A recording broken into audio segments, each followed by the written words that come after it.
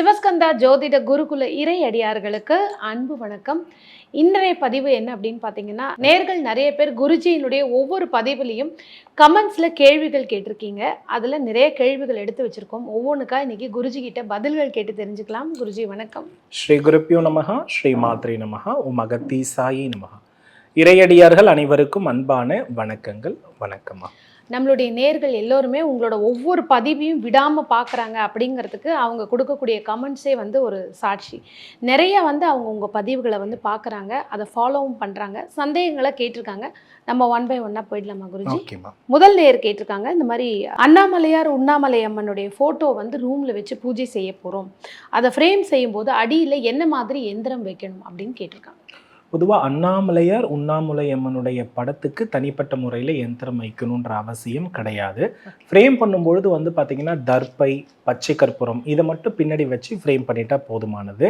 மகாலட்சுமிக்கு மட்டும்தான் நம்ம ஸ்ரீ சக்கரம் வச்சு ஃப்ரேம் பண்ண சொல்லுவோம்.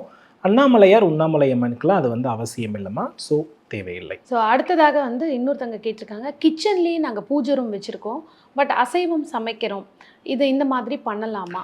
பொதுவாக பஞ்சபூத கூட்டு சேர்க்கை அப்படின்றத நான் நிறைய இடத்துல சொல்லியிருக்கேன். தீபம், தூபம், நெய்வேத்தியம், இறைவனுடைய உருவம், அதுக்கப்புறம் இறுதியாக மணி, அதுக்கப்புறம் தீபாராதனை, இதெல்லாம் ஒன்று குவிக்கக்கூடிய இடமாக இருக்கிற பட்சத்தில் அன்றைக்கு நீங்கள் அசைவத்தை தவிர்த்தல் நன்று. மற்ற நேரத்தில் நார்மலாக நம்ம விளக்கேற்றுறது எப்படியோ அந்த மாதிரி ஏற்றலாம். உங்களுக்கு மனம் ஒருவேளை உறுத்துனுச்சு அப்படின்னா நீங்கள் அசைவம் சமைக்கிற அன்னைக்கு வேணால் விளக்கேற்றாமல் இருந்து கொள்ளுங்கள். மற்றபடி சமையலறையில் இருக்கிறது ஒரு நல்ல விஷயம்தான். அடுத்ததாக ஒருத்தர் வாஸ்து சம்பந்தமான கேள்வி, வீட்டின் வடகிழக்கு திசைகளில் உயரமான செடிகள் மரங்கள் வைக்கலாமா? குறிப்பாக கொய்யா மரம், மாதுளை மரம் வைக்கலாமா? இதுக்கு நான் முன்னாடியே கொடுத்துருந்தேன், இருந்தாலும் சொல்கிறேன். ஒரு வீட்டினுடைய அளவிற்கு ஒரு 10 அடி 15 அடி நமக்கு காலி இடம் வடக்கிலும் கிழக்கிலும் இருக்கின்ற பட்சத்தில் தாராளமாக வடக்கு கிழக்கில் மரம் வைக்கலாம். இல்லை எனக்கு வடக்கு கிழக்கில் ஒரு 3 அடி தான் இருக்குது, 4 அடி தான் இருக்குன்னு சொன்னால் கண்டிப்பாக கூடாது, வைக்கவும் கூடாது.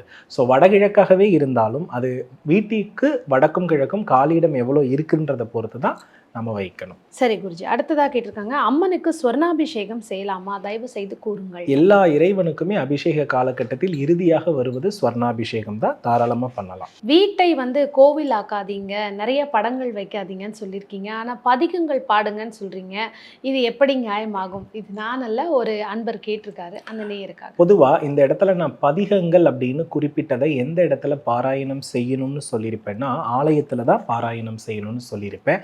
அங்கே தான் கூச்சப்படக்கூடாது. எந்த இடத்துலையுமே இறைவனை மனமுருகி பாடும் பொழுது நல்ல பலன் உண்டு அப்படின்றத சொல்லியிருக்கேன். ஆலயம் ஆன்மாவை வளர்க்கும், வீடு உடலை வளர்க்கும். இது ரெண்டுக்கும் வெவ்வேறு திசை. ஸோ வீட்டில் ஆன்மாவை வளர்க்குறதும் ஆலயத்தில் உடல் வளர்க்குறதுமா இன்றைய கலியுகம் என்ன பண்ணிக்கிட்டு இருக்குன்னா மாறிக்கிட்டு இருக்கிறது.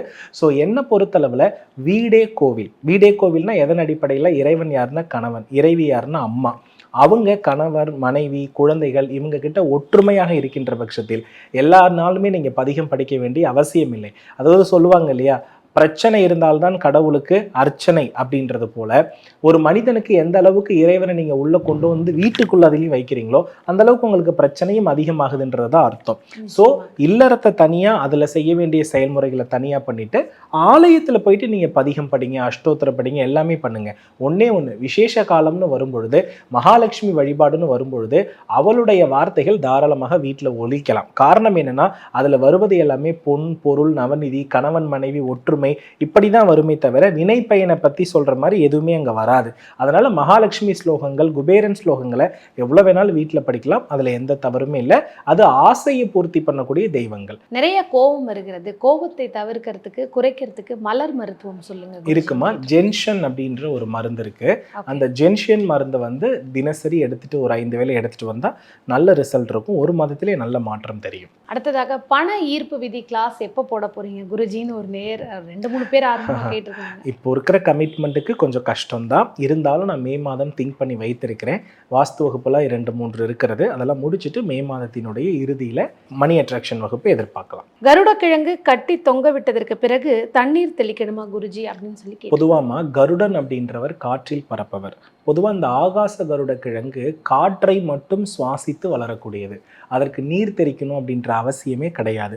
நம்ம வீட்டில் எதிர்மறை இருக்குன்னா அந்த ஆகாச கருட கிழங்கு வந்து ஆட்டோமேட்டிக்கலி சுருங்கிடும், கெட்டுடும்.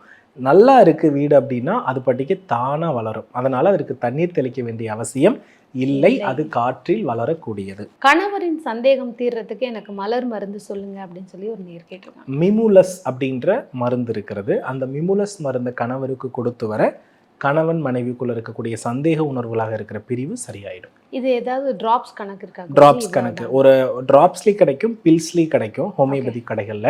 ஸோ 4 டிராப்ஸ் கொடுக்கலாம். பில்ஸாக இருந்தால் 4 பில்ஸ் எடுத்துக்கலாம். ராகு நேரத்தில் துர்கைக்கோ காளிக்கோ விளக்கு போட வேண்டும் என்றால் ராகு திசை நடந்தால் மட்டும் விளக்கு போட வேண்டுமா, இல்லை யார் வேண்டுமானாலும் விளக்கு போடலாம்? எதிரி பயம், உடல்நல கோளாறு இருப்பவர் அனைவருமே ராகு காலத்தை பயன்படுத்தி தீபம் ஏற்றலாம், தவறில்லை. இதற்கும் திசைக்கும் சம்பந்தம் இல்லை. சொந்த பந்த இறப்பு வீடோ அக்கம் பக்கத்தினர் இறப்பு வீடோ சென்று விட்டு குளித்து விட்டு கோவிலுக்கு செல்லலாமா, வீட்டில் விளக்கேற்றலாமா? கணவர் மற்றும் கேதத்திற்கு சென்று விட்டு வந்தால் மனைவி கோவிலுக்கோ வீட்டில் விளக்கு ஏற்றலாமா? கூடாது.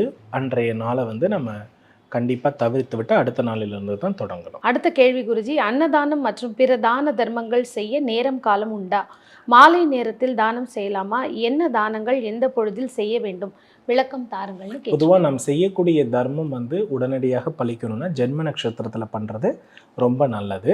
அதே போல் வந்து தான தர்மம் பண்ணுறதுன்றது நட்சத்திரத்தில் தான் பண்ண சொல்லுவாங்க. நேரம் காலமாக அதற்கு பார்க்க வேண்டிய அவசியம் இல்லை.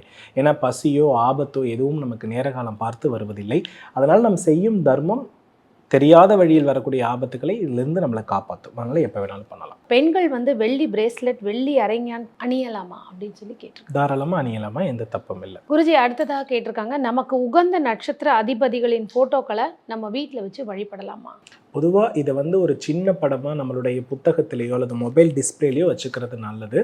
ஸோ வீட்டிலலாம் நிறைய படமாக்க வேண்டாம். மொபைலில் யூஸ் பண்ணுறது நம்ம அடிக்கடி பார்த்து மனதில் பதிய வைக்கிற மாதிரியான சூழலில் அது மொபைல் தான். ஸோ மொபைல்லையோ இல்லை பேக்கெட்லேயோ வச்சுக்கிறது தான் பெட்டர்.